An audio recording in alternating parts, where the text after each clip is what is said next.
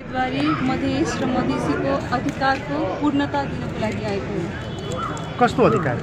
जति सबै हामीलाई सब शिक्षा, स्वास्थ्य, रोजगार, पूर्वाधार सबैमा हामीलाई समान हक र अवसर चाहियो। हामीलाई सबैमा जति निकायहरू छ हामीलाई सबैमा सहभागिता चाहियो। यो भन्दा पहिलेको कार्यकाललाई कसरी आकलन गर्नुहुन्छ? यो भन्दा पहिला जे भयो त्यसमा म धेरै बोल्न चाहन्न हैन।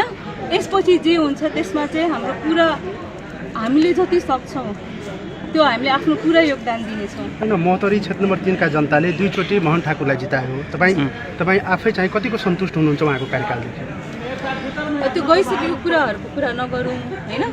आउने कुराहरूमा चाहिँ अब आउनेमा हामी जति गर्न सक्छौँ, शिक्षामा, स्वास्थ्यमा, रोजगारमा, पूर्वाधारमा हामी जति काम गर्न सक्छौँ हामी त्यसमा पुरा ध्यान दिनेछौँ। अहिले तपाईँको पार्टीका वरिष्ठ नेता हुनुहुन्थ्यो, उहाँले पनि उम्मेदवारी बागी भएर दर्ता गराउनु भयो। अब तपाईँ यहाँ आउनु भएको छ, तपाईँ कसरी जित्नुहुन्छ चुनाव? तपाईँले त कसैले चिन्दैन नि, तपाईँको केही योगदान छ र यो हजुर? त्यही चिनाउनलाई नै आएको हो नि त। सबैले कहीँ न कहीँबाट सुरु गर्छन्, मैले आफ्नो सुरुवात अहिले गरिरहेको छु हैन। मधेसका मुद्दा त्यो जति त्यही अधिकारहरूलाई चाहिँ जसलाई उहाँले सुरु गर्नु भएको छ त्यो सबैलाई पूर्णता दिनको लागि मेरो उम्मेदवारी हो। तपाईँको पार्टीमाथि एउटा आजैदेखि आरोप लागेको छ, परिवार। त्यसको जवाब म दिन्छु। जुन बेला म जेलमा थिएँ, सारा समाजको लागि सङ्घर्ष गरेको, आफ्नै लागि होइन। आज मेरो यस किसिमको आरोप किन? हैन त त्यसकै कारण होइन, मैले सब चिज कमाएको छु।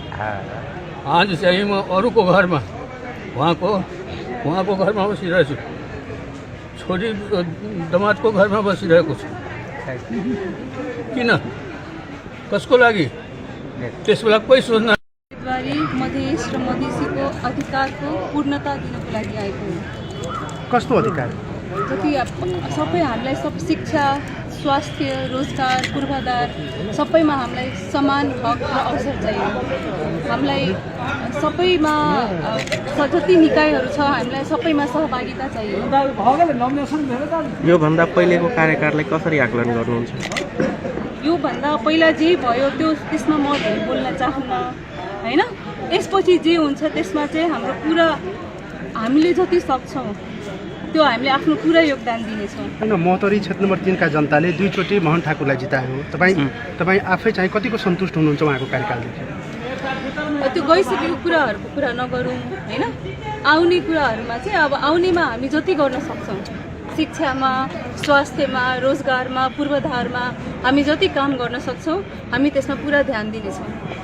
अहिले तपाईँको पार्टीका वरिष्ठ नेता हुनुहुन्थ्यो, उहाँले पनि उम्मेदवारी बागी भएर दर्ता गराउनु भयो। अब तपाईँ यहाँ आउनु भएको छ, तपाईँ कसरी जित्नुहुन्छ चुनाव? तपाईँले त कसैले चिन्दैन नि, तपाईँको केही योगदान छ र यो हजुर? त्यही चिनाउनलाई नै आएको हो नि त।